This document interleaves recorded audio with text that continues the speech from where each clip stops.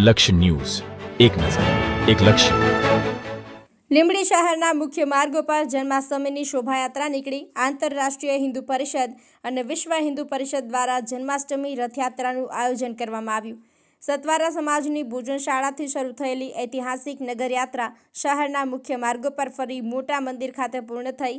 અંદાજે 60થી વધુ અલગ અલગ થીમ આધારિત ફ્લોટ અને ટેબલો આકર્ષણનું કેન્દ્ર બન્યા. બ્રિજેશ ત્રિવેદી, સુરેન્દ્રનગર. શું કહેશો આજે લીંબડીમાં 43મી શોભાયાત્રા છે. આંતરરાષ્ટ્રીય હિન્દુ પરિષદ દ્વારા 43મી કૃષ્ણ જન્માષ્ટમી ભવ્ય શોભાયાત્રા, હજારો લોકો જોડાયા છે. આવી ભવ્ય શોભાયાત્રા કાઢવા માટે લીંબડીની હિન્દુ જનતા અને આંતરરાષ્ટ્રીય હિન્દુ પરિષદના બધા જ કાર્યકર્તા ધન્યવાદને પાત્ર છે.